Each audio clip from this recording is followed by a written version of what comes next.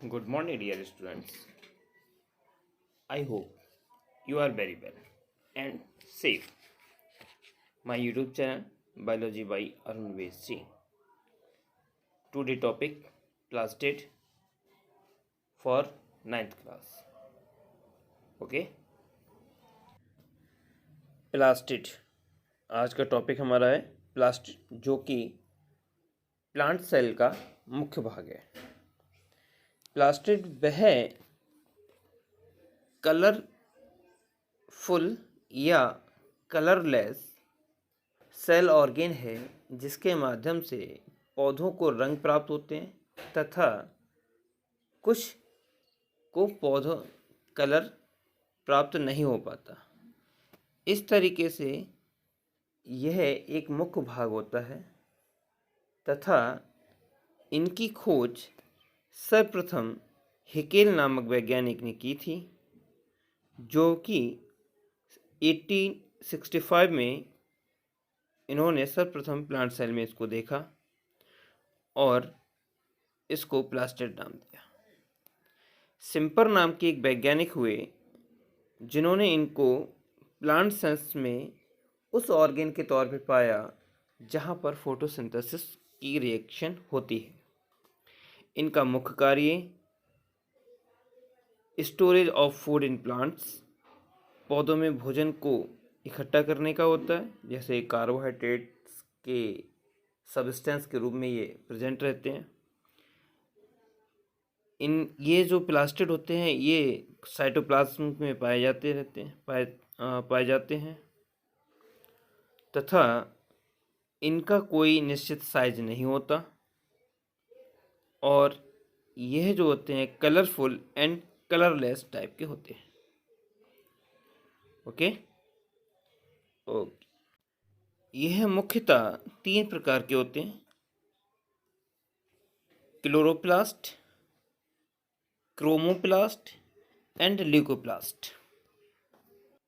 जिसमें हमारा जो सिलेबस है उसमें अच्छे से हमको क्लोरोप्लास्ट समझाया गया है तथा जो क्रोमोप्लास्ट है और जो ल्यूकोप्लास्ट है उनको हम पॉइंट वाइज एरिया से समझेंगे।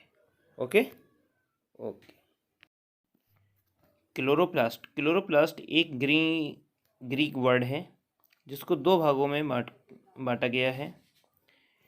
जिसे क्लोरो मीन्स होता है क्लोरस, और क्लोरस बोलते हैं ग्रीन पार्ट के लिए। किसे बोलते हैं? ग्रीन पार्ट के लिए। और जो प्लास्ट है ये प्लास्ट भी ग्रीक वर्ड है जिसका मीन होता है वन ऑफ द फॉर्म। इसकी जो खोज है वो सिम्पर नाम की वैज्ञानिक ने 1864 में की थी। जो क्लोरोप्लास्ट है यह पौधों के हरे भाग पर पाया जाता है या हरे भाग में पाया जाता है, इसलिए chloroplast contain the natural green pigments called chlorophyll. It is dual membrane cells. यह एक जो है वो दोहरे आवरण वाला अंग है। This is give green colour of the plants. यह पौधों को हमेशा हरा रंग प्रदान करता है। Chlorophyll play a significant role in photosynthesis. It is ultimate source of food on earth. यह पौधों को किसी न किसी माध्यम के तौर पर ये फोटोसिंथेसिस प्रकाश संश्लेषण की क्रिया करता है और यह भोजन को स्टोर करने का भी कार्य करता है, क्योंकि इसमें फोटोसिंथेसिस जो रिएक्शन है वो कंप्लीट होती है। It is plastid one found only in plants cells. जो भी प्लास्टिड है वो केवल पौधों की कोशिका है और पौधों में पाए जाने वाला भाग है, जिसके माध्यम से पौधे हमेशा कैसे रहते हैं? ग्रीन रहते हैं। And do not occur in animal cells, तथा ये एनिमल सेल्स में नहीं पाया जाता। प्लास्टिड्स आर, प्लास्टिड से मतलब हम क्लोरोप्लास्ट को संबोधित कर रहे हैं, या हम कह सकते हैं chloroplast are self replicated inheritance of plants. जो क्लोरोफिल है उसमें सेल्फ रेप्लिकेटेड की भी रिएक्शंस होती हैं, क्योंकि यहाँ पर इसका स्वयं का डीएनए पाया जाता है और डीएनए रेप्लिकेशन के लिए उत्तरदायी होता है, इसलिए यह रेप्लिकेटेड भी होता है और इनहेरिटेंस भी होता है। इसमें कुछ आनुवंशिक सूचनाएं भी रहती हैं, क्योंकि यहाँ पर जो डीएनए है वो पॉलीपेप्टाइड से बनता है और पॉलीपेप्टाइड से अमीनो एसिड होते हैं। अमीनो एसिड जो होते हैं वो सूचनाओं को अपने पास स्टोर करके रखते हैं, और जो अमीनो एसिड होते हैं वो सूचनाओं को स्टोर करते हैं, तो वो आगे की रिएक्शन कंप्लीट करते हैं और डीएनए रेप्लिकेशन के समय डीएनए की एक प्रतिलिपि कॉपी तैयार हो जाती है, जिस प्रतिलिपि कॉपी को हम कहते हैं डॉटर डीएनए। और ये जो डॉटर डीएनए होता है इसमें पेरेंटल डीएनए की सूचनाएं होती है, और यही हमारी संतान या नेक्स्ट जनरेशन में हमको दिखाई देती है। ठीक है, ओके। नेक्स्ट पॉइंट है हमारा, the space enclosed by these dual membrane. यह जो है पूरा जो क्लोरोप्लास्ट है वो डुअल मेम्ब्रेन से बना हुआ होता है। इसके अंदर इसमें क्लोरोप्लास्ट ऑर्गेन पाए जाते हैं। Cisternae are interconnected to each other, it is the thylakoids. जो हमारा स्ट्रक्चर है क्लोरोप्लास्ट का, इसमें जो लाइनें आपको दिख रही हैं, ये जो लाइनें हैं वो एक दूसरे से इंटरकनेक्टेड होती हुई वैक्यूल्स की तरीके से सीरीज बनाती हैं।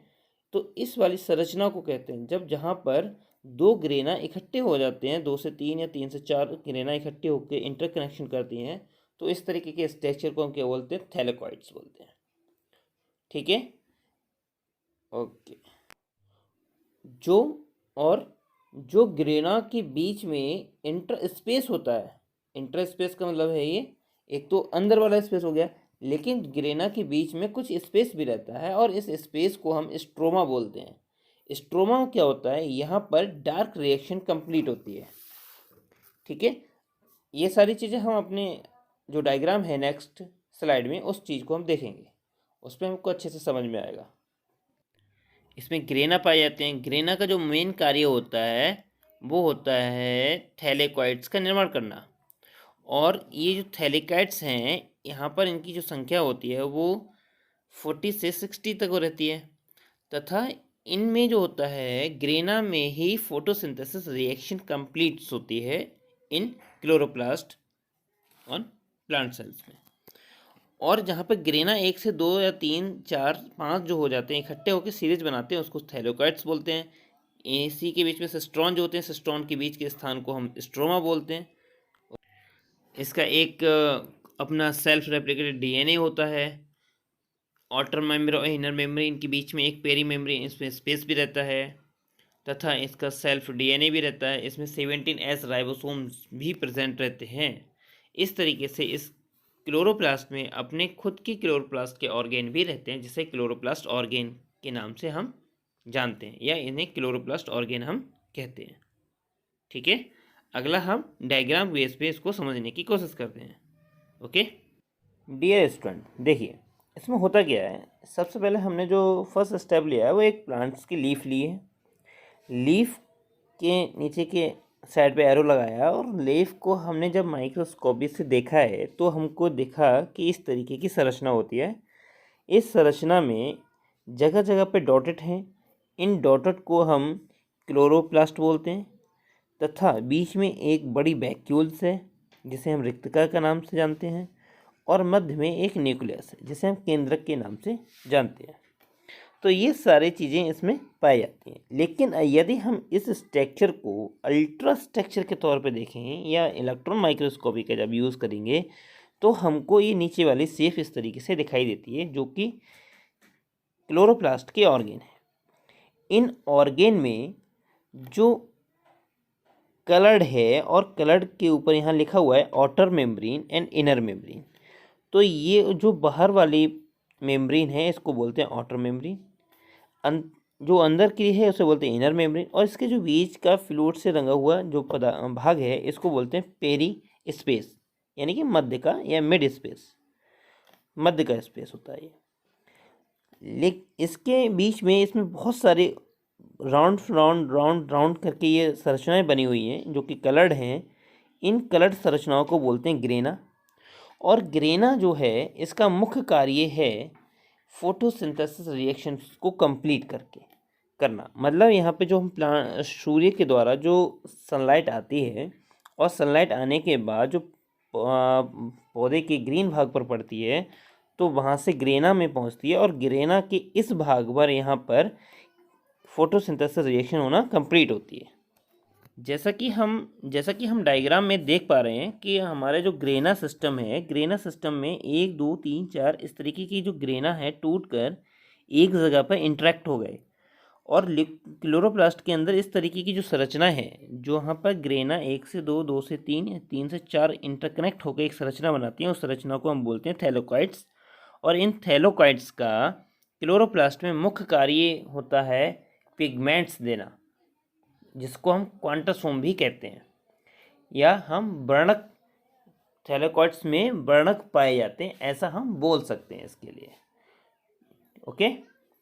ग्रेना में इनकी जो संख्या रहती है वो 40 से 60 नंबर रहती है। इसी के साथ में जो ग्रेना से बचा हुआ भाग होता है उसको बोलते हैं हम स्ट्रोमा। और जो स्ट्रोमा है यह मेन सोर्स होता है कार्बोहाइड्रेट का, स्टोरेज का। कार्बोहाइड्रेट को हम बोल सकते हैं कि स्टार्च का स्टोर करने वाला भाग। और यह जो स्टार्च है, मतलब जो स्ट्रोमा भाग है क्लोरोप्लास्ट का, इस यहाँ पर डार्क रिएक्शंस भी कंप्लीट होती हैं। इस तरीके से इसका जो इंटरनल स्ट्रक्चर बेस्ड ऑर्गेन्स है वो हम समझ जाते हैं। इसमें इसका डीएनए पाया जाता है, इसमें 70S राइबोसोम्स भी पाए जाते हैं। डीएनए का काम होता है सेल्फ को रेप्लिकेट करना। ये दोहरी आवरण का डायग्राम है जिसे हम क्लोरोप्लास्ट के नाम से जानते हैं। इनका जो साइज है वह अलग अलग कोशिकाओं में अलग अलग संख्या के आधार पर रहता है, तथा यह गोल, चपटे, अंडाकार आदि प्रकार के भी होते हैं। इनकी संख्या 1 से 40 तक रह सकती है। ओके। तो ये जो है वो अलग अलग कोशिका में अलग अलग संख्याओं में पाए जाते हैं।